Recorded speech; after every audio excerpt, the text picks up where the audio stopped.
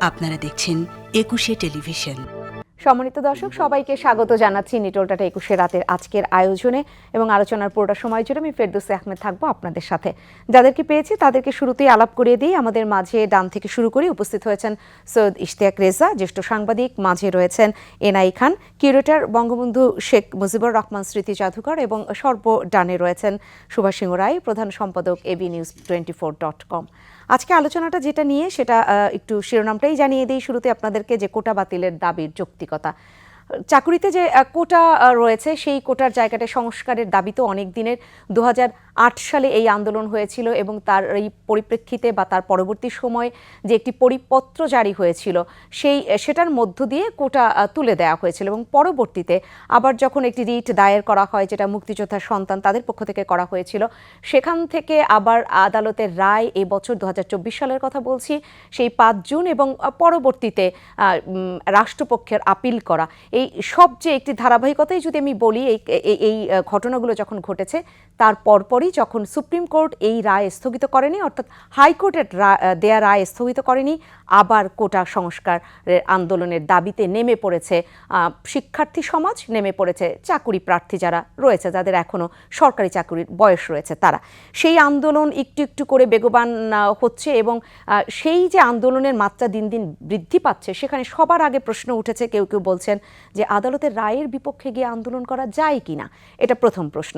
কিন্তু দ্বিতীয় আবার অন্য জায়গা থেকে কথা হয়েছে কোটা থাকার যৌক্তিকতা কতটুকু, কোটা কি থাকা এতটা বেশি গুরুত্বপূর্ণ স্বাধীনতার 53 বছর পরে এসে, যেখানে সন্তানরাও সুবিধা ভোগ করেছে, বিশেষ করে মুক্তিযোদ্ধাদের যে 30% কোটা রয়েছে, সেখানে আমি সংক্ষেপে সবটাই বলবার চেষ্টা করছি। সেটার ব্যাপারে এক ধরনের কথা রয়েছে যে সেখানে সংস্কার করা যায় কিনা, 30% থেকে কমানোর কথা বলা হচ্ছে, তুলে দেওয়ার কথা অনেকেই বলছেন না, বিশেষ করে যারা এই আন্দোলনের সাথে আছে। এবং পক্ষে বিপক্ষে আরও নানান যুক্তি রয়েছে, জাতির শ্রেষ্ঠ সন্তানরা তো এটুকু ভোগ করতেই পারেন, আরও অন্যান্য কোটার কথাও বলা হচ্ছে, সেগুলো আমরা আলোচনায় গিয়ে ধাপে ধাপে করবার চেষ্টা করব। কিন্তু সবশেষে একটি সন্দেহের কথাও এখানে চলে এসেছে, যেটা হচ্ছে যে এই আন্দোলনের মধ্য থেকে বা এই আন্দোলনকে বেগবান করতে অন্য কেউ, কোনো তৃতীয় পক্ষ পেট্রোনাইজ করছে কিনা, সেখানেও একটা সন্দেহের তীর ছুড়ে দেওয়া আছে। সার্বিক আলোচনাটাই করতে চাচ্ছি এবং আমি সেই আলোচনায় প্রবেশ করব। সৈয়দ ইশতিয়াক রেজা, আপনাকে দিয়ে শুরু করি, কারণ আপনি যেহেতু সাংবাদিক, নানান ধরনের তথ্য তো আপনার কাছে রয়েছে। যে কথাগুলো আমরা গণমাধ্যমের সুবাদে জানতে পারলাম, আমি এখানে সংক্ষেপে বললাম, আপনার কাছে কি কি তথ্য রয়েছে? অনেক ধন্যবাদ। এখানে সাবেক শিক্ষা সচিব নজরুল ইসলাম ভাই আছেন, উনি এই বিষয়গুলো খুব ভালো করে জানেন এবং উনি দীর্ঘদিন প্রধানমন্ত্রীর কার্যালয়ে কাজ করেছেন, সুতরাং তার জায়গা থেকে নিশ্চয়ই তিনি বলবেন। দেখেন, আদালতের রায়ের বিরুদ্ধে কথা বলা যায় না, এটা ঠিক না। আদালতের যখন রায় হয়ে যায়, সেই রায়ের সমালোচনা করার অধিকার জনগণের আছে, কারণ রাষ্ট্রের মালিক জনগণ। বিচারাধীন বিষয় নিয়ে আপনি হয়তো কথা বলার ক্ষেত্রে সাবধানতা অবলম্বন করতে হয়, কিন্তু রায় তো হয়ে গেছে, সুতরাং সেটা নিয়ে কথা বলা আমার কাছে মনে হয় যে 2018 সালে যখন এই আন্দোলনটা হচ্ছিল, তারপরে তো প্রধানমন্ত্রী সংসদে ঘোষণা দিয়ে সব কোটা বাতিল করলেন। তারপরে সম্প্রতি এটাকে ফেরত আনা হলো রায়ের মাধ্যমে। এখন যে জায়গাটা তৈরি হয়েছে, পুরোটাই ফেরত এসছে। যেভাবে বাতিল হয়েছিল সেটা যেমন একটা প্রশ্ন ছিল, আর যেভাবে ফেরত আসলো এটা নিয়েও প্রশ্ন দেখা দিয়েছে। এটা খুবই স্বাভাবিক। প্রথম কথা হলো, কোটা থাকবে কি থাকবে না। আমি মুক্তিযুদ্ধের কোটার কথা পরে যাচ্ছি। কোটা থাকে, সারা পৃথিবীতেই আছে, ভারত এবং পাকিস্তানে বড় আকারই আছে। আপনি খেয়াল করে দেখবেন, অনেকে মনে করেন উন্নত দেশগুলিতে কোটা নাই, যেমন আমেরিকাতে প্রত্যেকটা স্টেটের আলাদা করে কোটা সিস্টেম আছে, বিশেষ করে ব্ল্যাক পিপল তারা নানা ধরনের কোটা পেয়ে থাকে। আমাদের দেশে হয়েছে কি, সরকারি চাকরি একটা বিশাল আরাধ্য বিষয়, সে কারণে সরকারি চাকরিকে নিয়ে নানা ধরনের কথাবার্তা হয়। কিন্তু কোটা তো আসলে শুধু সরকারি চাকরি না, বেসরকারি চাকরির ক্ষেত্রে কিন্তু কোটা করার সিস্টেম আছে। আমেরিকাতে রাজ্যগুলোতে আছে, কানাডা, অস্ট্রেলিয়া আমি যেটা দেখলাম। তারপরে হলো তারা শিক্ষা এবং সামাজিক খাতে, ওদের এটার নাম হয়েছে পজিটিভ অ্যাফার্মেটিভ অ্যাসিস্ট্যান্স, যেটাকে আমরা সহজ ভাষায় বলি পজিটিভ ডিসক্রিমিনেশন। এই পজিটিভ ডিসক্রিমিনেশন কিন্তু সারা পৃথিবীতে আছে। সেটা পিছিয়ে পড়া জনগোষ্ঠীর জন্য আছে, আদিবাসীদের জন্য আছে, ভেটেরানদের জন্য আছে। সেকেন্ড ওয়ার্ল্ড ওয়ারের ভেটেরানরা কিন্তু এটা পেয়ে থাকেন। তারপরে নারীদের জন্য আছে, যেমন নরওয়েতে নারীদের একটা চাকরিতে যদি 2 জন পাওয়া যায়, যদি নারী হয় তবে তার অগ্রাধিকার, এটা কনভেনশন। ফ্রান্সে এরকম একটা কোটা দিয়ে দেওয়া আছে নারীদের জন্য, নারীদেরকে সুযোগ দিতে হবে। বাংলাদেশেও এক সময় নারীদের জন্য কোটা ছিল। এবং আমি দেখেছি যে নারীদের কোটা কোথাও কোথাও উঠে যাওয়ার ফলে তার কিন্তু একটা নেতিবাচক প্রভাব পড়েছে, কিন্তু মেয়েদেরকে এই কোটাটা কোথাও কোথাও দেওয়ার কথা চিন্তা করতে হবে। প্রতিবন্ধীদের কোটা মাত্র 1%, কিন্তু অনেকে দেখবেন, এবং 2013 সালে বর্তমান সরকারই আইন করেছে যে এইটা সকলের জন্য প্রযোজ্য হবে, তাদের প্রতি সমান দৃষ্টিভঙ্গি। বেসরকারি খাত কিন্তু রেসপন্স করছে না খুব একটা। সরকারি খাতেও যে খুব বেশি পূরণ হয় এটা তা নয়। ক্ষুদ্র নৃগোষ্ঠীর ক্ষেত্রে পাহাড়ি আদিবাসী, সমতলের আদিবাসী প্রত্যেকের ক্ষেত্রেই কোটা পজিটিভলি অবদান রেখেছে। ফলে দেখবেন দূর পাহাড়ি অঞ্চলের ছেলেমেয়েরা কিন্তু, সুভাষ সিংহ রায় আমি একই সাথে বিশ্ববিদ্যালয়ে পড়েছি, আমাদের সময়ে এসে তারা কিন্তু বিশ্ববিদ্যালয়ে ভর্তি হলো, তারা এখন সেনাবাহিনীতে, এমনকি ফরেন সার্ভিসে তারা কিন্তু আছে। এমনকি আপনি এটাকে ইতিবাচক বলবেন না। প্রশ্ন দেখা দিয়েছে মুক্তিযোদ্ধাদের কোটাটা নিয়ে। প্রথমেই বলে রাখি, ভারতে ভেটেরান বেনিফিট যেটা, এই ভেটেরান কিন্তু ব্রিটিশ আমলে ব্রিটিশ বিরোধী আন্দোলন থেকে শুরু করে 71-এর মুক্তিযুদ্ধ সহ কার্গিল ওয়ার, নানা জায়গায় যে পকেট ওয়ার হয়েছে, সেখানকার বেনিফিট যারা ভেটেরান আছে, যারা জীবন দিয়েছে, তাদের কিন্তু ভারতে ভেটেরান বেনিফিট আছে। সুতরাং আমরা তো চোখ কান খোলা রাখি না, আমরা মনে করি যে শুধু বাংলাদেশটাকে নিয়ে আমরা কথা বলি। ভারতে এটা আছে, পাকিস্তানে এটা আছে। এখন দেখতে হবে যে আমি কতটুকু রাখতে পারি। যারা বলেন যে মুক্তিযোদ্ধাদের নাতিপতিরা অনেক পেয়েছে, নাতিপতি পর্যন্ত কেন আসবে, এই প্রশ্নটা আছে। তো যেই পরিবারটা 71 সালে মানে তার বাড়ির কর্তাকে হারিয়েছে বা সন্তানকে হারিয়েছে, তারা বেশিরভাগ মুক্তিযোদ্ধা কারা? কৃষকের সন্তান, শ্রমিকের সন্তান। 71-এর অভিঘাত এখনও বয়ে চলেছে পরিবারগুলো, তারা উঠে দাঁড়াতে পারেনি। সিঙ্গেল মাদার, এক একটা মা কি কষ্ট করেছে, সেই কষ্ট এখনও রয়ে গেছে। আমরা যে কিছু শহরের নাগরিক মুক্তিযোদ্ধা দেখি, এদেরকে দেখে কিন্তু এটা বোঝার উপায় নেই যে গ্রামীণ দরিদ্র মুক্তিযোদ্ধাদের পরিবারগুলো কীরকম আছে, বিশেষ করে শহীদ মুক্তিযোদ্ধা পরিবারগুলো, যুদ্ধাহত মুক্তিযোদ্ধা পরিবারগুলো কিন্তু ভয়ঙ্কর খারাপ অবস্থায় আছে। সুতরাং আপনি যদি তাদেরকে কিছু সুযোগ সুবিধা দেন, এতে বড় ধরনের অন্যায্য কিছু হয়ে যায় বলে মনে হয় না। আমার বিবেচনা হলো এটা কি 30% থাকবে কিনা, এইটা আপনি চিন্তা করতে পারেন, ন্যায্য জায়গায় নিয়ে আসতে পারেন, সেই আলোচনাটা হওয়া উচিত। জেদাজেদির কোনো জায়গা আছে বলে আমার কাছে সংস্কারের জায়গাটায় কথা বলবার রয়েছে আপনার কাছে, সেই কথা নিয়ে আমি পরে আসব। এনআই খান এখানে আমাদের সাথে রয়েছেন, আপনার কাছে একটু শুনে নেই। সেক্ষেত্রে আদালতের রায়ের বিরুদ্ধে কথা বলা যায়, সমালোচনা করা যায়, জনগণের সেটা অধিকার, ইশতিয়াক রেজা বললেন। এবং এই যুক্তিটা অনেকেই তুলে ধরেছেন যে পূর্ববর্তী সময়, যদি আমরা স্বাধীনতা একদম পূর্ববর্তী সময়, সেখানেও মানুষ কথা বলেছে। পরবর্তী সময়ে আমরা দেখেছি যে যুদ্ধাপরাধীদের বিচারের ক্ষেত্রেও মানুষ কথা বলেছে, কারণ রায়ের বিরুদ্ধে সমালোচনা করা যেতেই পারে। সেখান থেকে এই যে আন্দোলনটা তাহলে কতটা যৌক্তিক, আপনি সেটা আগে একটু বলুন।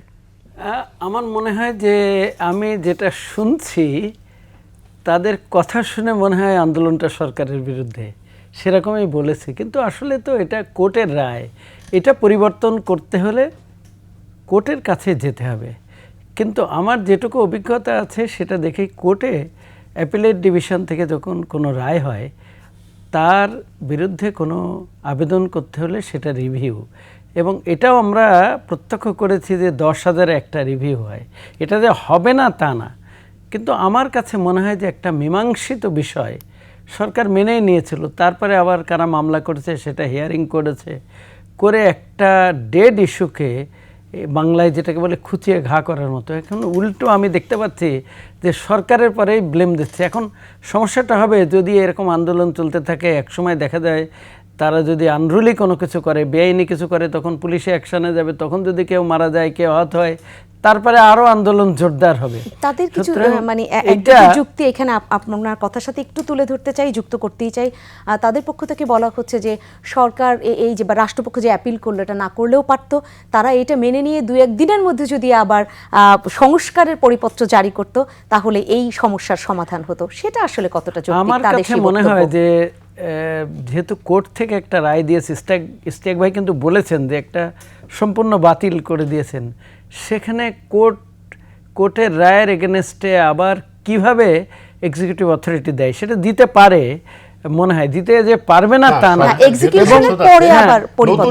হ্যাঁ দিতে পারবে না তা না, কিন্তু আমার অভিজ্ঞতায় দেখেছি আমাদের দেশে কিন্তু যারা সরকারি লোকেরা থাকে তারা ভয় পায় কোর্টের এগেনস্টে কিছু করতে। আমি দেখেছি এটা এক্সচেঞ্জ এগেনস্ট আবার করতে পারবে না, আমি সেটা মনে করি না। আমি অনেক দিন এরকম করেছি অনেক সময়। তো সেখানে আমার মনে হয় যে সহজে করতে চাইবে না।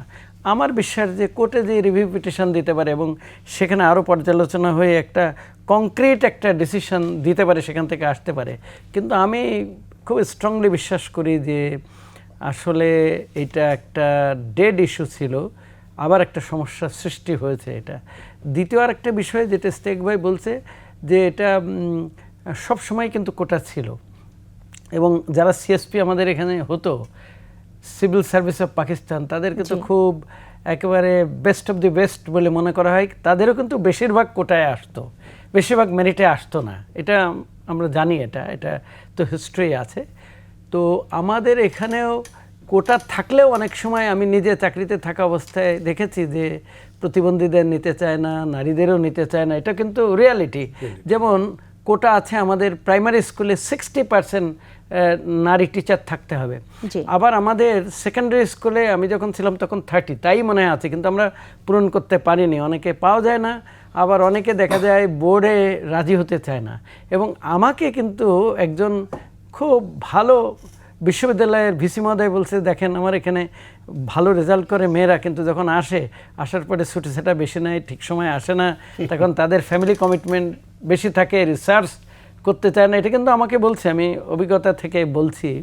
তো সেসব মেন্টাল প্রিজুডিস আছে, ধর্মীয় প্রিজুডিস আছে, কোনো সন্দেহ নেই। তো আমার কাছে মনে হচ্ছে যে ডেড ইস্যু আবার কেন এটা হলো। আমার কাছে দ্বিতীয় আরেকটা মনে হয় যে শুধু কোটা আছে আমেরিকাতে, অন্য জায়গা আছে, কিন্তু অন্যভাবে অ্যাড্রেস করা সম্ভব। এটা যেমন প্রতিবন্ধীদের কথায় যদি বলি যে কোটায় আর কয়জন চাকরি পাবে, তার চেয়ে যখন উন্নত দেশে তাদের জন্য থাকার ব্যবস্থা আছে, তাদের স্পেশাল ভাতার ব্যবস্থা আছে, সেসব দিকে এখন মনে হয় করলে ভালোই হয়, সেটা খারাপ হয় না। তার কারণ কয়জন চাকরি পায়।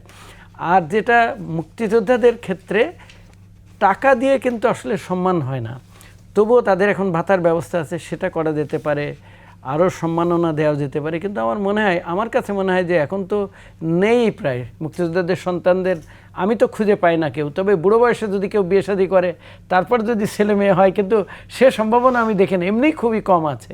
আর নাতিপুতিদের কথা আমার মনে হয় যে না হলেই ভালোই হতো। তার কারণ অনেক সময় ন্যায় নীতির চেয়ে অনেক সময় পাবলিক সেন্টিমেন্টও দেখতে হয়, যে তারা কি ভাবছে, তারা কি করছে। আর এই পরিস্থিতি হয়তো এত হতো না চাকরির জন্য, আমাদের শিক্ষার জন্য হয়েছে, আমরা সেটা করতে পারি না। আমিও একটু ট্রাই করেছি যে এন্টারপ্রিনিয়রশিপ শিক্ষার আমাদের মেন ফোকাস কিন্তু চাকরি। স্যাররাও আমাদেরকে বলে, আমরাও তাই শিখেছি, কিন্তু আমরাও চাকরি করেছি, কিন্তু হওয়া উচিত হচ্ছে এন্টারপ্রিনিয়রশিপ। তখন 35 লক্ষ বাচ্চা জন্মে প্রতি বছর, তা সরকারি চাকরি 50,000-এর বেশি দেওয়া যায় না, গার্মেন্টসে 2.5 লাখের বেশি দেওয়া যায় না, সব মিলে হয়তো 15-20 লাখ দেওয়া যায়, আর বাদবাকি 15 লাখ কি করবে? সুতরাং আমাদের ফোকাস করতে হবে চাকরি, এন্টারপ্রিনিয়রশিপ। সেই সাথে কি করবে এটা একটি বড় আলোচনা। এবং কেন সেই ইশতিয়াক রেজা বলেছেন যে সরকারি চাকরিটা এই যে আরাধ্য একটা জিনিস, এটাই বা কেন আমরা করে রাখলাম, অন্য কিছু অপরচুনিটি আমরা বের করতে পারলাম না, আর সেখান থেকে আবার এই কোটা নিয়ে যৌক্তিক না, আমাদের কিন্তু একটা কালচারাল ইস্যু আছে, দুই সুশাসনের ইস্যু আছে। যদি দেখা যায় অটোমেটিক কাজ হয়ে যায়, তাহলে তো কোনো অফিসারের দিয়ে তদবির লাগে না। সেখান থেকে কিভাবে কি হবে, আপনাদের কাছে আমি দুজনই আবার ফিরবো, দুজনের কাছে পরবর্তী আলোচনায়। সুভাষ সিংহ রায়কে শুনিনি এখনো, তিনি বসে আছেন, তাকে একটু শুনে নিই। সুভাষ সিংহ রায়, আপনার কাছে আসতে চাই আরও তাদের উত্থাপিত দুটি যুক্তি নিয়ে। যারা এই কোটা সংস্কারের যৌক্তিক দাবি মনে করছে, আন্দোলন করছে, তাদের যুক্তিগুলোই তুলে ধরছি। তারা বলেছে যে বঙ্গবন্ধুর সময়ে যে ছিল, এটা 30% বেশিও ছিল, একদম স্বাধীনতা পরবর্তী সময় বেশি ছিল, সময়ের পরিপ্রেক্ষিতে সংস্কার হয়েছে, সেটা 30% এসেছে। এখন সময়ের পরিপ্রেক্ষিতে তো আরও সংস্কার হতে পারে, এটা আরও কমে যেতে পারে, এটা তারা একটা দাবি তুলে ধরেছে। এবং পরবর্তীতে তারা আরও একটি দাবি তুলবার চেষ্টা করেছে যে একই সার্টিফিকেট ব্যবহার করে সে বিশ্ববিদ্যালয়ে ভর্তির ক্ষেত্রে একবার ব্যবহার করছে, চাকরি প্রার্থী সেই সময় একবার ব্যবহার করছে, পরবর্তীতে চাকরিতে পদোন্নতি এতবার কেন সে ব্যবহার করবে, এটাও তারা তাদের পক্ষ থেকে যুক্তি তুলে ধরেছে। আপনি কি বলবেন? আসলে আমাদের তিনজনের পক্ষেই এরকম একটি বিষয়ে মন্তব্য করা খুব কঠিন। এখন যারা আন্দোলন করছেন তাদের আমরা সন্তান তুল্য, কিন্তু বিশ্ববিদ্যালয়ের আঙ্গিনায় আমি আর সৈয়দ ইশতিয়াক রেজা খুব বেশি পরিচিত। যারা এখন কোটার বাতিলের স্লোগান দিচ্ছে, তারা আমাদের কথা জানে এবং বোঝেন। অতএব আমাদের দুজনের পক্ষে অন্তত মন্তব্য করা খুব কঠিন। কিন্তু একটা বিষয় আমি পরিষ্কার করি, 1971 সালের মহান মুক্তিযুদ্ধের সময় যারা মুক্তিযুদ্ধে গিয়েছিল তাদের 85% অন্তত কৃষকের সন্তান বা শ্রমিকের সন্তান, যেটা সৈয়দ ইশতিয়াক রেজা খুব স্পষ্ট করে উল্লেখ করেছেন। এবং তারা কোনো সার্টিফিকেট পাবে কিংবা তারা কোনো সুযোগ সুবিধা পাবে, আমার ধারণা তারা কেউই এই ব্রত নিয়ে মুক্তিযুদ্ধ যায়নি। হয়তো এমনও দেখা গেছে ধান খেতে সে কাজ করছে, তার স্ত্রী ওই মুহূর্তে দুপুরবেলা মাথায় গামলার মধ্যে ভাত, কাঁচামরিচ, পেঁয়াজ নিয়ে গামছা বেঁধে সে আসছে তার স্বামীকে খাবার দিতে। এই সময় কোনো কমান্ডার কিংবা কেউ ডাক পেয়েছে, সে ওই ভাতও খায়নি, স্ত্রীর সাথেও দেখা হয়নি, চলে গেছেন অস্ত্র ছাড়া কিংবা অস্ত্র নিয়ে মুক্তিযুদ্ধে। এটা তো বাস্তবতা। জি। সেই মুক্তিযুদ্ধের থেকে তারা যখন ফিরে এসছেন, যারা শহীদ হয়েছেন তো শহীদ হয়েছেনই, 30 লক্ষ মানুষ জীবন দিয়েছে, তখন তার বয়স কত ছিল? সব মিলে 22-24, কিস্তি একবার ঠিক বলছি, 22-24 এই বছর, কিংবা আরো একটু বেশি অনেক হতে পারে, কেউ 18-19 বছর। এরকমই তাদের বয়স সীমাটা ছিল। তারা অনেকেই কিন্তু তখন যুবক ছিলেন এবং অনেকেই অবিবাহিত ছিলেন, এমনও তো আছে। দামাল ছেলেটা কিন্তু মুক্তিযুদ্ধে অংশগ্রহণ করেছে। যারা মেধার কথা আমরা বলি, আমিও কম মেধাবী সন্তান না, এবং আমি তো গবেষণা করে দেখেছি আমাদের সমাজে যারা, এই যে অমর্ত্য সেনের একটা বিখ্যাত বই আছে ফার্স্ট বয়দের দেশে, যারা ফার্স্ট বয় ছিল তার মধ্যে জাহানারা ইমামের ছেলে রুমির মতন 2-1 জন ছাড়া কে মেধাবী ছাত্ররা মুক্তিযুদ্ধে গিয়েছে? ঢাকা বিশ্ববিদ্যালয়ে আগস্ট মাস পর্যন্ত ঠিক মানে পুরোদমে ক্লাস নিয়েছে, পুরোদমে ক্লাস হয়েছে। এটা আমাদের নিদারুণ বাস্তবতা। যারা নানাভাবে যাদেরকে ট্যাগ লাগানো হতো, যারা বকে যাওয়া ছেলে, এরা ঠিকমতো ক্লাস করে না, এরকম ছেলেরাই কিন্তু মুক্তিযুদ্ধে সবার আগে অংশগ্রহণ করেছে এবং পাকনাদারের বিরুদ্ধে যুদ্ধ করেছে। অনেকে বুকে সে তাদের গুলি লেগে গেছে, তারা মৃত্যুবরণ করেছে। মেধাবীদের সংখ্যাটা কি আসলে? মানে এই যে আমরা স্লোগানটা শুনছি, মুক্তিযুদ্ধের বাংলায় মেধাবীদের ঠাঁই নাই, স্লোগানের পরিবর্তন এসেছে। হয়তো আজ থেকে 25 বছর হলে ইশতিয়াক ভাইয়ের আমি শুনতাম অন্য স্লোগান। এখন যেখানে জয় বাংলা জয় বঙ্গবন্ধু স্লোগান দেওয়া হয়, আর সেখানে দেখা যাবে তার অর্ধেক অংশই জয় বাংলা এবং জয় বঙ্গবন্ধুর আদর্শের মানুষ না। এটাও যেমন বাস্তবতা, এটাও কিন্তু একটি নিদারুণ বাস্তবতা। কেননা এরকম মিছিল মিটিং করেই আমি আর ইশতিয়াক যারা এই পর্যন্ত এসেছি, আমরা কিন্তু মিছিলের সন্তান। ওই যে মিছিলের সব আধ কণ্ঠ পা এক নয়, হেলাল হাফিজের বিখ্যাত কবিতা। শাশ্বত শান্তি যেটা, তারাও যুদ্ধে আসে, অবশ্যই আসতে হয় অস্তিত্বের প্রগাঢ় আহ্বানে। তা আমরা যে কোটার প্রার্থী পেটার প্রার্থীর কথা বলছি, আমি যে একটু ভেবে দেখি না কোটা কি যন্ত্রণা তৈরি করেছে। 2018 সালে যে পরিপত্র হয়, পরিপত্রে স্পষ্ট করে উল্লেখ হয় যেখানে কোটার প্রার্থী পাওয়া যাবে না সেখানে মেধা ভিত্তিতে নিয়োগ দেওয়া হবে, স্পষ্ট তো এটা। আপনি নিশ্চয়ই দেখেছেন পরিপত্রে। জি হ্যাঁ, আপনি একটু জি না বললে আমি তো উৎসাহিত হই না। জি, নিঃসন্দেহে আপনি বলবেন। খেয়াল করে দেখবেন যে আমি এখন আসি কোটায় কি হয়েছে। 33তম বিসিএস, 35তম বিসিএস, 36তম বিসিএস, এই 3টে তথ্য আমার পাবলিক সার্ভিস কমিশন ওয়েবসাইট থেকে নেওয়া। সেখানে বলছে এটা তো কোটা নাই সেই অবস্থা, তাই ইশতিয়াক ভাই, তখন তো কোটা পদ্ধতি কোটা তুলে বাতিল দেয় হয়ে গেছে। ওই পরিপত্র। যে সেই 33তম বিসিএসে আপনার মেধায় নিয়োগ হয়েছে 77.40%। 35তম বিসিএসে 67.49%। 36তম বিসিএসে মেধায় নিয়োগ হয়েছে 70.38%। মেধায় কোটা থাকলে মেধায় নিয়োগ হচ্ছে না, এটা এক বাক্যে বলি কেমনে?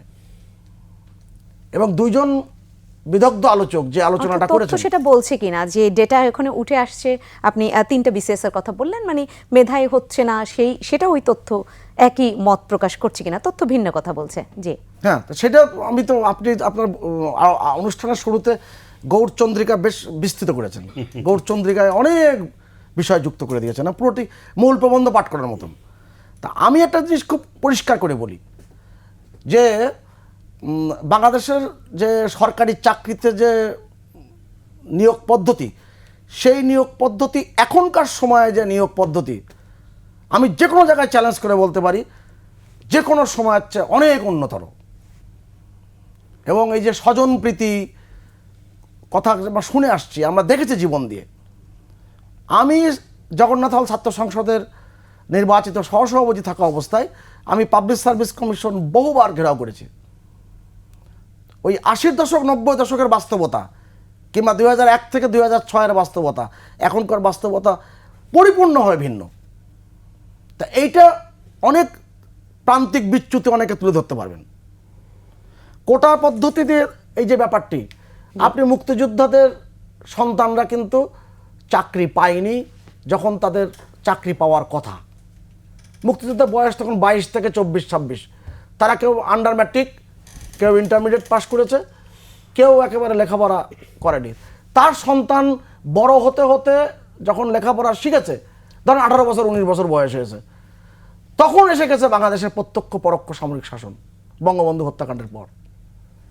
সেই সময়টা একটু হিসাব করে দেখুন তো, ওই 21টা বছর কিংবা 3 দশক সময়টা, সেখানে মুক্তিযুদ্ধের সন্তানরা কোনো সুযোগ সুবিধা পেয়েছে কিনা, তাদের কোনো সুযোগ এসেছে কিনা। সদ্য এনআই খান স্যার যে কথাটি বললেন যে শুধুমাত্র সন্তানদের মতো জিয়া যেতে পারে, কিন্তু নাতি নাতনি এই সমস্ত যেটা বলা হচ্ছে, এটা ক্ষেত্রে কতটা যৌক্তিক আছে? আমি তো মনে করি এখানে যৌক্তিকতা রয়েছে এই পর্যন্তই যে তার সন্তানরাও কিন্তু সুবিধা পায়নি, তার সন্তানদেরও কিন্তু সেই জায়গায় নিয়ে আসা যায়নি। সন্তানের সন্তানরা, কন্যারা এখন কিন্তু মানে পুত্র কন্যারা, তাদের এখন সুযোগ এসেছে। আপনি এটাকে অস্বীকার করবেন? তাহলে আপনি আরেকটি ভিন্ন বিষয় তুললেন যে একটা দীর্ঘ সময় এই মুক্তিযোদ্ধারা, বা আমরা তো বলি যে মুক্তিযুদ্ধের সপক্ষে শক্তি ক্ষমতায় ছিল কিনা, তারা এই সুযোগ সুবিধাগুলো মুক্তিযোদ্ধা সন্তানদের দিয়েছে কিনা, সেখানে একটা প্রশ্ন আসতে পারে। আরো হয়তো অনেক প্রশ্ন রয়েছে এবং আপনাদের অনেক বড় কিছু রয়েছে, কিন্তু আমার বিরতি নিতে হবে। কথা দিয়ে রাখি, 38তম বিসিএসে 27% নারী নিয়োগ পেয়েছিল। কোটায় না কিন্তু, কোটা না কিন্তু, প্রতিযোগিতা করি, ঠিক আছে, প্রতিযোগিতা করে। 41তম 40তম বিসিএসে এই নিয়োগের হার 1 থেকে 2% হয়ে গেল। তখন কিন্তু কোটা পদ্ধতি বাতিল। জি, একজন আন্দোলনকারী নারী শিক্ষার্থী অবশ্য বলেছেন যে তিনি একজন নারী হিসেবে এই 10% কোটা চান না, কারণ তিনি মনে করছেন নারীরা এখন অনেক এগিয়েছে, সে নিজেকে প্রমাণ করতে পারবে। জি জি জি, আমি এই আলোচনাগুলো নিয়ে ফিরি, কারণ একেবারেই বাধ্যবাধকতা আমার রয়েছে, এখন একটা বিরতি নিতেই হবে। সম্মানিত দর্শক, বিরতির সময় হয়ে গেল, বিরতি শেষ করে আবারও ফিরবো আলোচনায়, সাথেই থাকবেন।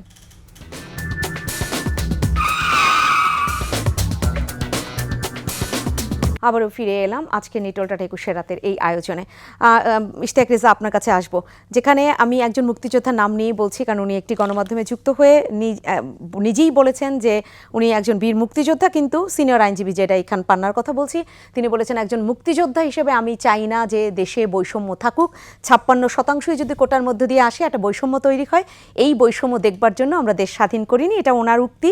আর আরেকটি বিষয় এখানে আসতে চাই যে যেটা সুভাষ সিংহ রায় বলেছেন যে মেধাবীদের কথা তুলে ধরেছেন, যে মেধাবীদের আসলে ডেডিকেশনের জায়গাটা উনি তুলে ধরেছেন। তাহলে সরকারি চাকরি বিশেষ করে এই জায়গাটা এখন কোনটা বেশি প্রাধান্য পাওয়া দরকার, ডেডিকেশন না মেরিট? আমার মনে হয় মেধা নিয়ে আমাদের ভিতরে একটা ধোঁয়াশা কাজ করছে। প্রথম কথা হলো, কোটা কিন্তু মেধাহীনদের জন্য নয়, তাদের কিন্তু রিটেনটা এবং ভাইভাটা ফেস করতে হয়, প্রিলিমিনারি পাস করতে হয়। সুতরাং প্রিলিমিনারি যিনি উত্তীর্ণ হচ্ছেন, রিটেনে যিনি উত্তীর্ণ হচ্ছেন, তাকে কিন্তু আপনি মেধাহীন বলতে পারেন না। সব ভাইভাতে বাতিল হয়ে গেল কিন্তু মেধাহীন না, এটা একটা। দ্বিতীয় হলো, মেধা কথাটা খুবই আপেক্ষিক। ক্যাডেট কলেজের ছেলেটি ক্লাস 7 থেকে যে বেনিফিটের ভিতর দিয়ে পড়াশোনা করে, যে সিস্টেমের ভিতর দিয়ে, আয়লা অঞ্চলের একটা ছেলে সাতক্ষীরার একই মেধা থাকলেও তার পক্ষে সম্ভব না কিন্তু তার মেধা প্রদর্শনের।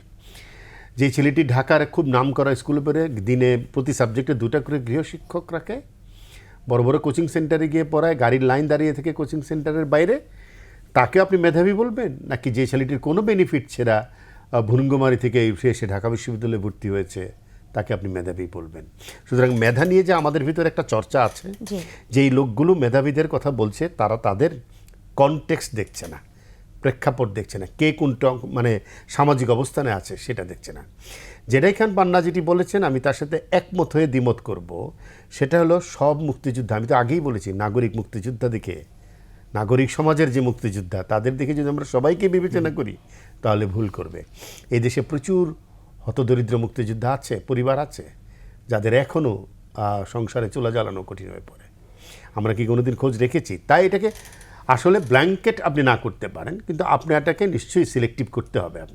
আপনাকে যাচাই করতে হবে কোন মুক্তিযোদ্ধা পরিবারটার প্রয়োজন, কোন মুক্তিযোদ্ধার পরিবারটার প্রয়োজন নাই। আমি খুব নাম ধরেই বলি, আমাদের সরকারের উপদেষ্টা, জ্বালানি উপদেষ্টা তৌফিক এলাহি, বীর বিক্রম, উনি সরকারের জ্বালানি, উনি একদম বীর সাংঘাতিক বড় মুক্তিযোদ্ধা, কিন্তু জি। সাংঘাতিক বড় মুক্তিযোদ্ধা। উপাধি তো ওনার কি আর সেটাই। প্রয়োজন আছে কোনো কিছুর? আপনি চিন্তা করেন ওনার কি কোনো কিছুর প্রয়োজন হবে? এরকম করে উনি হয়তো চাইবেনও না, উনিও চাইবে না, ওনার পরিবারের কেউ চাইবে না, ওনার এটার প্রয়োজনও নাই। কিন্তু আবার আমার এখানে আমার গ্রামে এমন মুক্তিযোদ্ধা দেখেছি তার স্ত্রী এখনও চলতে পারছে না, মানুষের বাড়িতে চেয়ে চিনতে চলছে। এর খোঁজ কি আমরা রাখি? তারপরে আন্দোলনের মধ্যে একটা কথা ঠিক, এটা কোর্টের একটা রায় হয়েছে। এখন কোর্টের রায়ের বিরুদ্ধে আপনি শুধুমাত্র আপিল করতে, রিভিউতে যেতে পারেন, রাস্তায় আপনি নামবেন কিনা সেটা বিষয়।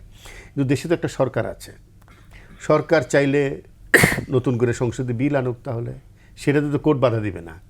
এটা তো এই 2018 সালের প্রেক্ষিতে জি। একটা রায় দিয়েছে, কেউ একজন মামলা করেছে বলে। সরকার যদি নতুন আইন করতে চায়, সেখানে যদি কোনো রেশনাল সিস্টেম রাখতে চায়, সে তো করতে পারে। There is a government in this country, তারা তো ন্যায্যতার স্বার্থে এটা করতে পারে। সুতরাং এটা আমার কাছে মনে হয় যে এটা যে আমরা জেদাজেদির জায়গায় নিয়েছি, মুক্তিযোদ্ধা পরিবারগুলোকে মানুষের মুখোমুখি করে ফেলছি এই প্রজন্মের, এটা মোটেও ভালো কাজ হচ্ছে না। আরেকটা হলো এদের স্লোগানগুলো দেখবেন, এদেরও কিন্তু কিছু প্রবলেম আছে। কোটা প্রথা নিপাত যাক, আপনি দেখবেন বড় কোটা প্রথা নিপাত যাক, পৃথিবীর কোথায় আছে নিপাত যাওয়ার পর? ইশতিয়াক রেজা, সেক্ষেত্রে তো তাহলে 2018 সালে পরিপত্র নিয়েও কিছুটা কথা হ্যাঁ। উঠে আসে, কারণ তখন একেবারেই যে বাতিল করে দেয়া। আমরা তো সেটা শুরুতেই বলেছি, আপনি খেয়াল করেন নাই বোধহয়। যেভাবে বাতিল হয়েছিল ওটা আমি তো বলেছি, যেভাবে বাতিল হয়েছিল ওটা সেটা ঠিক হয় নাই। আপনি তো ব্ল্যাঙ্কেট বাতিল করে দিতে পারেন না, কারণ রাষ্ট্র সংবিধানে বলেছে সকল মানুষের সমানাধিকার। আবার এই রাষ্ট্রীয় সংবিধানে আরেক জায়গায় বলেছে পিছিয়ে পড়া জনগোষ্ঠীকে দেখভালের দায়িত্ব রাষ্ট্রের। সুতরাং এখানে তো ন্যায্যতার প্রশ্নটা আছেই। এবং আমরা দেখেছি 74 সালে যখন প্রথম বঙ্গবন্ধু কোটা প্রথা আনেন, তাতে কিন্তু উপকার পেয়েছিল মানুষ। একটা সময় ছিল, এই যে স্যার হাসান সরকারি চাকরিতে ছিলেন, কুমিল্লা, ব্রাহ্মণবাড়িয়া এরা কিন্তু সরকারি চাকরি বেশি দখল করে ফেলতো। জি। দেখা গেল মঙ্গা এলাকার মানুষের 1% সরকারি চাকরিতে। জেলা কোটা কিন্তু উপকার দিয়েছিল, পরে কিন্তু ওই অঞ্চলের মানুষের মধ্যে ভারসাম্য এসছে। বরিশাল কোটা পাওয়ার পরে কিন্তু বরিশাল ব্যাপক মেধা প্রদর্শন করতে পেরেছে। আপনি তাদেরকে মেধাহীন বলতে পারবেন না, কিন্তু কোটাগুলো কাজে লেগেছে। পরে জেলা কোটা উঠে গেছে, নারী কোটা উঠে যাওয়ার তো আমি নিজে পাবলিক সার্ভিস কমিশনে থেকেছি, এটার একটা নেতিবাচক দিক দেখছি। মেয়েদের সরকারি চাকরিতে কমে যাচ্ছে, এটা তো অ্যালার্মিং। মেয়েদের চাকরি বাড়াতে হবে, তো মেয়েদেরকে আনতে হবে। এমন একটা মেয়েকে যদি আপনি বিশেষ বিবেচনা আনেন, আপনি তাকে মেধাহীন বলবেন? তাহলে তা তো আপনি স্লোগান বলতে পারেন আসলে না। আন্দোলন থেকে যেভাবে দেয়া হচ্ছে হ্যাঁ। সেটা কতটা যৌক্তিক, সেটা সেটা নিয়েও যৌক্তিক একটা প্রশ্ন আসে যে এইভাবে একদম তুলে দেয়া বা নিপাত যাক যে শব্দগুলো যাক বললেন, শব্দটা। এই কথাগুলো আসলে এই দেশে এভাবে বলা তারপরে যায় কি কিনা? কোটার জন্য মুক্তিযুদ্ধ করি নাই? মানে আমাদের 71 মুক্তিযুদ্ধের বড় অন্যতম ইস্যুগুলোই ছিল যে আমরা আমাদের ন্যায্য অধিকার পাই না, কোটা দিয়েও কোটা রাখে না, এই স্লোগানগুলো ছিল না আমাদের? বৈষম্যের বিরুদ্ধে তো আমাদের আন্দোলন ছিলই। একই সাথে আমরা প্রাপ্য সুবিধা পাই না, সেটাও তো বলা ছিল। তাহলে আলোচনাটা এসে দাঁড়ালো যে কোটা সংস্কারই হতে পারে সব দিক থেকে, যে সংস্কারই যে হতে জায়গাটা পারে। আপনি বললেন Repairing সেইটা করতে হবে। যদি আমরা একদম ছেড়ে একদম এক জায়গায় একীভূত একটা আলোচনায় আসি, তাহলে সেটা System repair করতে সংস্কার হবে। করা যেতে পারে। তাহলে সংস্কারের আলোচনাটাই আসি। রয়েছেন তো আমাদের বাংলাদেশ সরকারের সাবেক শিক্ষা সচিব এনআই খান, আপনার কাছে একটু এটাই জানি, 56% যেটা নিয়ে আসলে কথা হচ্ছে, এইটা কি হলে এই দাবিটাও যৌক্তিক পর্যায়ে গিয়ে দাঁড়ায় বা সংস্কারটাও একদম যৌক্তিক পর্যায়ে গিয়ে দাঁড়ায়, কি হলো? তার আগে আমার মনে হয় আমি একটু ইশতিয়াক ভাইয়ের কথার জের ধরে দুইটা কথা বলি। একটা হচ্ছে যেটা মেধার কথা বলা হয়, আমাদের দেশে কিন্তু আমি সম্পূর্ণ ওনার সাথে একমত, মেধার সম্পর্কে একটা ভুল ধারণা আছে যারা রেজাল্ট ভালো করে তাদের মেধা বলে। এটা কিন্তু একাডেমিক রেজাল্ট, এটা কিন্তু মেধা না। অ্যাবসলিউটলি রং হয়। আমি কোনো উন্নত দেশের মেধা যাচাই না। অনেক শিক্ষা প্রতিষ্ঠানে গেছি, তারা কিন্তু এটা বলে না। এটা অগ্রসর অনগ্রসর শিক্ষার্থী বলে, এটা আসলে মেধা না, এটা হচ্ছে একাডেমিক রেজাল্ট। যাদের এখানে অ্যাটেনমেন্টটা আমরা তো ভালো ওটাই জুড়ে দিই, মেধা তালিকা। সেই হিসাবে বলে, এটা আসলে ভুলভাবে বলা হয়। দ্বিতীয় আর একটি বিষয় হচ্ছে যে কোটা নিপাত যাক যেটা বলা হচ্ছে, এটা আমার মনে হয় স্লোগানের জন্যই স্লোগান। তার কারণ এইটা আমরা দেখি যে প্রাইমারিতে পোষ্য কোটা আছে 20% প্রাইমারি, কিন্তু সেটা কেউই বলে না। ঢাকা বিশ্ববিদ্যালয়ে টিচারদের ছেলেমেয়েদের ভর্তির জন্য কিন্তু কোটা আছে, পোষ্য কোটা আছে, এটার কথা দেখি কেউ বলে না। ভেরি ইন্টারেস্টিং এটা। এবং ওরা ওই স্লোগান দিলেও ভিতরে অন্যরকম। সুতরাং আপনার অনেক সময় মোড়কে এক কথা লেখা থাকে, ভিতরে আর এক রকম। তৃতীয় কথা যেটা হচ্ছে, আপনি যেটা বলছিলেন যে আসলে কি করা যায়, আমি মনে করি চিন্তা অনেকভাবে করা যায়। আমি বলেছি প্রতিবন্ধীদের বিষয়ে আমার কাছে মনে হয় না খুব বেশি উপকার হয় তাদের। তখন আমার বাস্তব অভিজ্ঞতা থেকে, আমি যখন শিক্ষা সচিব ছিলাম তখন যারা প্রতিবন্ধী তারা যখন পরীক্ষা দেয়, অনেকে আছে কিন্তু লিখতে পারে না, তখন আরেকজনকে তার সাথে দিতে হয়, সে বলে লেখে। কিংবা অন্য আরও অনেক বিষয় আছে, অনেক রকমের প্রতিবন্ধী আছে। তো আমি কিছু লোক আছে তাদের আবার সময় বেশি দিতে, আধা ঘন্টা সময় দিয়েছি। তেমন একটা কমপ্লেন আসলো পরীক্ষার দিন, অভিভাবক আমাকে বললেন যে স্যার সার্কুলার করে দিয়েছেন। প্রথম তো সার্কুলার করেই না বোর্ড থেকে, পরে আমি বকাটকা দিয়ে সার্কুলার দিয়েছি। এরপরে যখন পরীক্ষা হলে গেছে তাকে সময় দেয় না, একই সময় নিয়ে নেয়। আমি শুনে তারপরে আমি চেক করলাম, দেখলাম সত্যি আসলে মানুষের যে পারসেপশন, মানুষের যে ধারণা, এটা কিন্তু গুরুত্বপূর্ণ বলে। মানসিকতা যেমন মেয়েদের ক্ষেত্রে বলছিলেন, সুভাষ দাও বলছিলেন, আমি কিন্তু এই প্রায় 4টা ভাইবা বোর্ডে গেছি, আমি কোনোটাই একজন পাই, কোনোটাই মোটেই পাই না। মেয়েদের কিন্তু পাই না কোনোটাই। কিন্তু আমি একটা বিশ্ববিদ্যালয়ে পড়াই, অন্তত 80 জনকে পড়াই, আমি 2টা কোর্সে। সেখানে দেখি সবচেয়ে ভালো করছে মেয়েরা, আবার ছেলে কিন্তু কম সংখ্যায়ও। তাহলে কেন এটা হচ্ছে? আমি একটু চিন্তা করেছি, চিন্তা করে আমার কাছে মনে হচ্ছে যে মেয়েরা যখন একটু বেশি হয়, বিয়ে শাদী করে, সংসার করে, বেশি বয়স হলে কিন্তু বিয়ে হতে চায় না, কিন্তু রিয়ালিটি তাই। তখন হয় কি, তারা সংসারের দিকে বেশি মনোযোগ দিতে হয়। পুরুষরা তো একটু অন্য ধরনের, পুরুষতান্ত্রিক সমাজ। তাছাড়া প্রতিটা দিবে, আমি বায়োলজির ছাত্র হিসেবে বলতে পারি, পুরুষরা কিন্তু সবসময় সব দিক থেকে ডমিন্যান্ট থাকতে চায়, পাওয়ার এক্সারসাইজ করতে চায়, এমনকি ফিজিক্যাল পাওয়ারও। এটাতে হয় কি যে মেয়েরা তখন সংসারের দিকে বেশি মনোযোগ দেয়, এইদিকে মনোযোগ দিতে পারে না, তখন তারা এই প্রস্তুতি নিতে পারে না, এই জন্যে তারা আসে না। আমার যেটা ধারণা বলছি, এটা আসলেও ছুটি ছাটা বেশি না, এটা গবেষণা লব্ধ না, তবু আমি আমার ব্যক্তিগত অভিজ্ঞতা থেকে বলছি। সেই জন্য আমার মনে হয় যে 2 দিকে চিন্তা করতে হবে। আর একটা উদাহরণ আমি দিই, আমি যখন প্রাইমারি ডিজি ছিলাম তখন আমি দেখেছি অন্তত 36 কি 37টা, আমার এক্সাক্ট মনে নেই, উপজেলাতে কেউই কোয়ালিফাই করে না প্রাইমারি টিচারের জন্য। এমনকি কোটা থাকা, কোটায় তো পরীক্ষার পরে তো কোটা, তাই না, রিটার্নের পরে, কিন্তু 36 কি 37টা। এর ভিতরে আমি ক্যাটাগরিক্যালি বলি সুনামগঞ্জ, শরীয়তপুর এবং বর্ডারের কিছু এলাকা, সেখান থেকে কোয়ালিফাই করে না। তো এটা কিন্তু একটা অসুবিধা। তাহলে সেখানে আপনি কি করবেন? সেখানে সেই জন্য আমি যখন হলো তখন আমি বলে দিয়েছিলাম যে এলাকা ভিত্তিক আলাদা একটা মার্কস, কোয়ালিফাইং মার্কস একটু কমিয়ে দিতে হবে।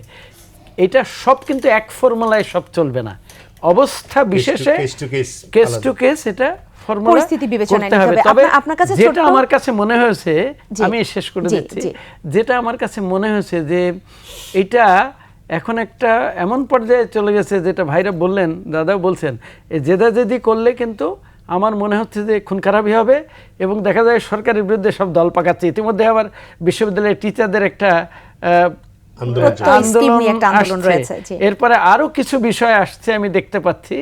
সুতরাং এটা সবচেয়ে ভালো হবে আলাপ আলোচনা করা, দ্রুত বসা এবং কিছু চাপ দেওয়া, কিছু বসা, কিছু সিদ্ধান্ত নেওয়া, প্রয়োজনে এটা রিভিউ করার ব্যবস্থা। অর্থাৎ আলোচনার জায়গাটাই আপনি গেলেন। আমি ছোট্ট করে যেটা জানতে চাইবো সেটা হচ্ছে যে জেলা কোটা যেটা রয়েছে, সে জেলা কোটায় যদি একদম উপযুক্ত কাউকে না পাওয়া যায়, তাহলে কি সেটা বিশেষ কোটায় চলে যায়? মানে বিশেষ কোটার দিকে চলে যায় কিনা সেটা না, তখন কিন্তু যদি কোটায় না পাওয়া যায় তখন আমার যতদূর মনে পড়ে সেটা তখন ওই সকল মেধার ভিত্তিতে চলে আসে যেখানে না পাওয়া যায়। সেটা বিশেষ কোটায় যায় না। আমার সময় কিন্তু অনেকে এই আলাপটিও দিচ্ছেন যে সেটা বিশেষ কোটায় চলে যায়। এটা ঠিক না। জি, জি। আমার সময় তাই গেছে। এবং আমি একটা ইন্টারেস্টিং বিষয় আমি বলি, অনেক সময় এত কিছু থাকার পরে আমরা দেখেছি যে অনেক অফিস থেকে হিসাব করতে পারে না, অনেক অফিস থেকে দিতে চায় না। জেনারেলি তাদের একটা টেন্ডেন্সি থাকে মেধার সো-কল্ড মেধা কোটায় দেওয়ার জন্য, কিন্তু ওইটা বলছে আমার মনে হয় এটা ঠিক না। এবং এটা থাকলেও টেন্ডেন্সি কিন্তু ওই দিকে যাওয়ার, জেনারেলি দিতে চায় না। আপনারা লক্ষ্য করবেন প্রতিবন্ধী কোটায় কয়জন চাকরি পায়, দিতে চায় না। দিতে চায় না। সুভাষ সিংহ রায়, আপনার কাছে আসি এবং এনআই খান যেটা বলেছে যে আলোচনার মধ্য দিয়ে এটা সমাধান হতে পারে, সেটাই এই জেদাজিদির জায়গাটা। ইশতিয়াক রেজা বলেছেন যে এই জেদাজিদির জায়গাটা থাকলে এটা পরিস্থিতি খারাপ হবে। সেখানে তৃতীয় পক্ষ, যেটা আমি ভূমিকা বক্তব্যে ছোট করে বলেছি, অনেকে এই ইঙ্গিতটা দিচ্ছেন যে তৃতীয় একটা পক্ষ এটার একটা সুযোগ নেবেন। এই আলোচনা এখানে নাই বা করলাম, অনুষ্ঠান যেহেতু শেষের দিকে। কিন্তু যদি সেটা হয়ে থাকে তাহলে তো এই আন্দোলন আবার একটু ভিন্ন মাত্রা পেতে পারে বা ভিন্ন পরিস্থিতির সৃষ্টি হতে পারে। পরিস্থিতি বিবেচনায় নিয়ে তো আমাদের আলোচনাটা করতে হবে। যে কটা হল আছে, জি, সে কটা হলের যারা সরকারি ছাত্র সংগঠন, সেই সরকারি ছাত্র সংগঠনের যারা পদধারী যারা নেতা আছেন এখনো পর্যন্ত, তাদের কত শতাংশ এই কোটা বিরোধী যে আন্দোলনের সঙ্গে যুক্ত? বেশ অনেক। ওখানে কথা বলতে গেলে তো অনেক দূর বিস্তৃত হতে হয়, অনেক গভীরে যেতে হয়। তো অনেক গভীরে না যে বলি যে এই যে বাংলাদেশের রাজনীতিবিদদের মধ্যে নানান ধরনের কথাবার্তা তো শুনি। যেমন গতকালকেই জিএম কাদের, জাতীয় পার্টির যিনি মূল নেতা এখন আপাতত বলছি, তিনি লিখছেন চাকরিতে মুক্তিযুদ্ধ কোটা সংবিধান পরিপন্থী। তিনি কি সংবিধান আপেক্ষিকের ইঙ্গিত দিয়ে রেখেছেন সুভাষ সিংহ রায়? জি, বলবেন। তা চাকরিতে মুক্তিযুদ্ধ কোটা সংবিধান পরিপন্থী, তিনি কি সংবিধানের পক্ষে কথা বলেছেন? 18 অনুচ্ছেদ, 29 অনুচ্ছেদ, এগুলো একজন, তিনি এতবার সংসদে গিয়েছেন, এতবার বিরোধী দলের উপনেতা নেতা হয়েছেন, তার এগুলো খেয়াল রাখা উচিত না? আরেকটা সংকটের কথা বলি যে মেধার মূল্যায়নের ক্ষেত্রে আপনি কোনটা দেখবেন? যেমন আমি গোড়ার থেকে বলেছি, আমি আর ইশতিয়াক ভাই অনুষ্ঠান ছিলাম আজ থেকে 8-10 বছর আগে একটা বেসরকারি টেলিভিশন চ্যানেলে। আমরা বলেছিলাম যে কোনো যদি রেজাল্ট পাবলিশ করা হয় বিশ্ববিদ্যালয় কিংবা কর্তৃপক্ষের পক্ষ থেকে লিখে দেওয়া উচিত ফলাফলের ক্রম অনুসারে। প্রত্যেকেই কিন্তু ভুল করে লেখেন মেধাক্রম, মেধা তালিকা, মেধাক্রম। একটি পরীক্ষা দিয়ে 4টি পরীক্ষার যোগফল দিয়ে আপনি মেধাক্রম যাচাই করতে পারেন। আমাদের শব্দ চয়নে আরো বেশি সাবধানতা অবলম্বন করা দরকার। এটা কিন্তু সীমাবদ্ধতা। জি। এবং এই যে শব্দের এক ধরনের সংকোচনশীলতা বলতে পারেন। যেমন দুহিতা শব্দের অর্থ কন্যা, কিন্তু দুহিতা শব্দের প্রকৃত অর্থ কিন্তু কন্যা নয়। আগেকার গারস্থ ধর্মে কুমারী মেয়েরা কিন্তু দুধ দহন করতো, বাড়ির যে গাভীটি ছিল। ওই মেয়ে যখন বিবাহ হয়ে যেত, স্বামীর সংসার যেত, তখন তারা দুধ দহন করা লাগতো না। দুধ দহন করে যে রমণী, তাকে বলে দুহিতা। এটা কালে কালে কন্যার প্রতিশব্দ ব্যবহৃত হলো। তা আমাদের এখানে এই যে শব্দের প্রসারণশীলতা, সংকোচনশীলতা নিয়ে আমাদের কিন্তু ভাবতে হবে। এই কোমলমতি ছাত্রদের যারা আজকে যে আন্দোলনটি করছেন, তাদেরকে আঘাত না করে আমাদের কথা বলা উচিত। এবং যেই আঘাত করে কেউ যদি কথা বলে তাহলে এটা হিতে বিপরীত হয়। আমরা কিন্তু এই মিছিলের সঙ্গী ছিলাম। এই মিছিল দেখলেই আমাদের রক্তে, এখনও এই বয়সে 60 বছরের কাছাকাছি বয়স আমাদের, সৈয়দ ইশতিয়াক রেজার আমার, তা আমাদের কিন্তু রক্তে এখন নাচন আসে। মিছিলের শব্দ শুনলে আমাদের এখনও মনে হয় যেন সেই মিছিলের সাথে আমিও আছি। কিন্তু ইশতিয়াক রেজা যতই বলেছেন মুক্তিযুদ্ধের বাংলায় কোটার নিপাত যাক, কোন বিবেচনায় বলছেন? কেউ কি সংশোধন করবার নাই? না, এরাই তো আবার অফিসার হবে। হ্যাঁ, এবং খুব দুর্ভাগ্যজনক ঘটনা। এবং কোন সুযোগ সুবিধা, একটা বড় প্রশ্ন যে তারা যদি শব্দটা ভুল করেও ব্যবহার করে থাকে, শিক্ষার্থী সমাজ, সেটা শুদ্ধ দেবার কেউ রয়েছে? আমি একটা কথা বলি, সুভাষকে একটু থামানোর জন্য দুঃখিত, স্যার কিন্তু একটু বলছিলেন যে বিশ্ববিদ্যালয়ের শিক্ষকরা এসে এখানে সংহতি জানালেন, এদের প্রতি শ্রদ্ধা, তাদের প্রতি, তারা কি বলেছেন তাদের সন্তানদের কোটাটা না থাকুক, পোষ্যদের কোটা না থাকুক বিশ্ববিদ্যালয়ে? খুবই দুর্ভাগ্যজনক। এবং আরেকটা বিষয় খুব এখানে যোগ করি, ইস্তেকবার নিশ্চয় শেষ হয়েছে, আমি একটা বিষয় উল্লেখ করি আপনাকে। একসময় ঢাকা বিশ্ববিদ্যালয়ের ক্রিকেট টিম, ফুটবল টিম সারা বাংলাদেশ মাত করে দিত। কারণটা, যিনি এসএসসি এবং এইচএসসিতে দুটোতেই 3rd ডিভিশন পেয়েছেন এমন খেলোয়াড় ঢাকা বিশ্ববিদ্যালয়ে অনার্সে ভর্তি হয়েছে খেলোয়াড় কোটায়। খেলোয়াড় কোটায়। জি অতএব সেই সময়টা এক সময়টা নাই। আপনি কারে ঢাকা বিশ্ববিদ্যালয়ের ছাত্র পাননি? সেই আমাদের ফুটবলার আসলাম থেকে শুরু করে, জনি থেকে শুরু করে যারা ক্রীড়া সম্পাদক হয়েছেন, ডাকসু ক্রীড়া সম্পাদক, তার 90% হচ্ছে এই খেলোয়াড় কোটায় ভর্তি হওয়া। তারা কি মেধাবী না? তারা কি মেধাবী না? তারা বাংলাদেশের সম্মান অর্জন করে আনেনি?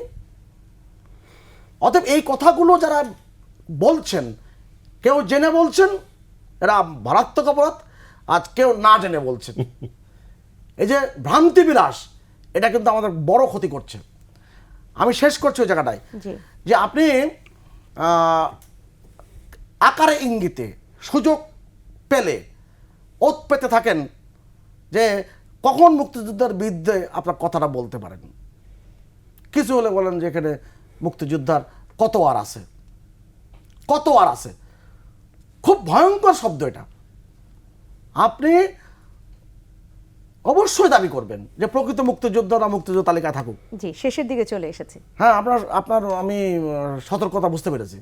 আপনার চোখ দেখলে আমি বুঝি যে কখন কোন জায়গায় কি ঘটছে। জি, আমার মধ্যে এক আমি ধরনের হয়তো আপনাকে অস্থিরতা, খুব খোলামেলা একটা বলি, অস্থিরতা আমার আপনি অস্থিরতার অনুধাবন করেছেন। অস্থিরতা জি। না করে আমি একটা কথা বলি, যে আপনি মুক্তিযুদ্ধ কোটা নিয়ে যখন কথা বলতে পারেন না সরাসরি, কিংবা মুক্তিযুদ্ধের বিরুদ্ধে সরাসরি বলতে পারেন না, আপনি তখন সুযোগ খোঁজেন যে মুক্তিযুদ্ধের বিরুদ্ধে কথা বলার।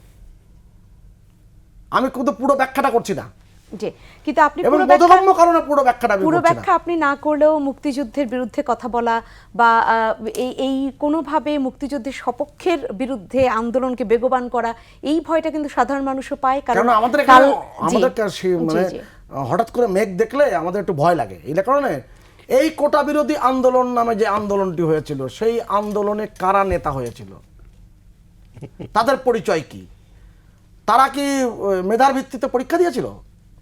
ওই প্রশ্ন থাকলাম না। সবাই তো আর সেই কোটা না, না, সংস্কার, আমি কোটা সংস্কার এটা 2000 অসম্পূর্ণ সালের থেকে সেই যাবে। আন্দোলন কিংবা ফেরদৌস, নিরাপদ ফেরদৌসি, সড়ক চাই, ফেরদৌসি, এটা অসম্পূর্ণ থেকে যাবে। আমি বলি, জি, জি, জি। মানে ভুল ব্যাখ্যা হতে পারে। আমি এখন আন্দোলন করছি, ইশতিয়াক ভাই আন্দোলন করছে, শুধু কি আমার জন্যই করব? হতে পারে সেই আন্দোলনের ফলাফল আমি আর ইশতিয়াক ভাই নাও পেতে পারি। এই নাও ব্যাখ্যা পেতে থাকা পারে। দরকার। আন্দোলন কিন্তু যারা করে তারা এটা করছেন, ভেবে তো আসলে করার যারা কথা না। করেছেন কোন লক্ষ্য নিয়ে করেছিলেন? এবং উদ্বিগ্ন অভিভাবকরা বলছেন এভাবে ক্লাস পরীক্ষা বন্ধ রেখে তারা রাস্তায় নেমে বিক্ষোভ করছে, এটা একটা আলোচনায় যাওয়া দরকার, যেটা এনআই খান পান্না বলেছেন। আপনার পরিস্থিতি বিবেচনা যখন জি। আমার থামতে বলছেন, আমি পরিস্থিতি বিবেচনায় বলি, আজকে যদি শিক্ষকদের ধর্মঘটটা না থাকতো, জি ধর্মঘট কিন্তু আগেও হয়েছে, কিন্তু সর্বাত্মক ধর্মঘট কখনো হয়নি। জি, লাইব্রেরি আমিও বন্ধ সেটাই করা। যুক্ত করতে আমি চাচ্ছি। শেষ আর একদিকে করি। আবার প্রত্যয় লাইব্রেরি স্কিমের যদি এই যে বন্ধ না থাকতো, আপনি এই যে শাহবাগের যে জমায়েত, সেই জমায়েতের সংখ্যা, অংশগ্রহণের সংখ্যা অনেক কম হতো। সুভাষ রায়, সেখান থেকেই অভিভাবকদেরও সংখ্যাটা বেশি, যে একদিকে শিক্ষকরা আন্দোলন করছে, একদিকে শিক্ষার্থীরা আন্দোলন করছে, তাহলে সেশন জাটে কতটা পড়তে পারে। আর রাস্তার ভোগান্তি নিয়েও মানুষ এখান থেকে অনেক বেশি, যদি বলি যে চরম ভোগান্তি পোহাচ্ছে মানুষ। আমাকে শেষ করতে হবে। ইশতিয়াক রেজা, আপনি কি যুক্ত করবেন? আর এনআই খান, আপনাকেও শুনে আমি শেষ করবো। না, আমার কথা সংক্ষেপে। পুরনো কথাই, যে 56% আসলেই বেশি। এটা নিয়ে আমাদের চিন্তা করা উচিত, এবং মেধা যাচাইয়ের আরও কোনো যদি সাইন্টিফিক প্রসেস আছে সেটা আসুক, কিন্তু আলোচনা হোক, আলোচনা করে এটার একটা বন্ধ হওয়া দরকার। প্রতিদিন রাজপথ বন্ধ হয়ে যাচ্ছে, কাজে গতকাল প্রচুর মানুষ এই আন্দোলনের কারণে এয়ারপোর্টে যেতে পারেনি, ফ্লাইট মিস করেছেন। আমাদের আমাদের নিউজ রুমে প্রচুর ফোন আসছে, মধ্যপ্রাচ্যগ্রামী শ্রমিকরা, তারা কথা বলছেন, অনেকে চিকিৎসার জন্য বিদেশ যাচ্ছেন, তারা যেতে পারেননি। এগুলো নেওয়া যায় না একটা শহরে। অ্যাম্বুলেন্সগুলো আটকে ছিল, নানান কিছু। এনআই খান, আপনিও আগেও বলেছেন আলোচনারই কথা, আর কিছু বলবেন কিনা শুনে শেষ করি। আমি মনে করি যারা আন্দোলন করছেন তারা একটা রিভিউ পিটিশন করতে পারেন, এক। আর সরকার বিকল্প চিন্তা করতে পারে, অন্য কিভাবে তাদেরকে সাহায্য করা যায়, পুরস্কৃত অর্থাৎ করা যায়। উত্তরণের কথাই সবাই ভাবতে পারেন এই সংকট থেকে। অসংখ্য ধন্যবাদ জানাচ্ছি সৈয়দ ইশতিয়াক রেজা আপনাকে, ধন্যবাদ জানাচ্ছি এনাই খান আপনাকে, এবং সুভাষ সিংহ রায় আপনাকে অসংখ্য ধন্যবাদ।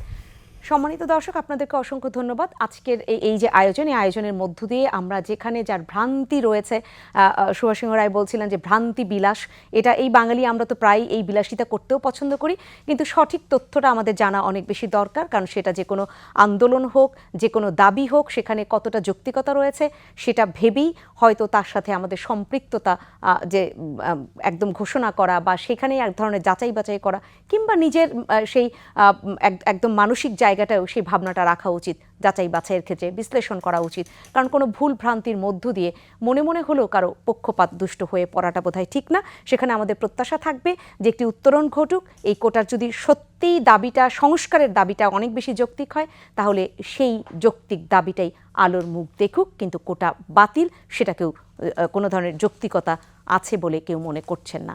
সেখানেই আমরা প্রত্যাশা রাখতে চাই এই দেশের ভালো কিছু হোক। সবাই ভালো থাকবেন, শুভরাত্রি।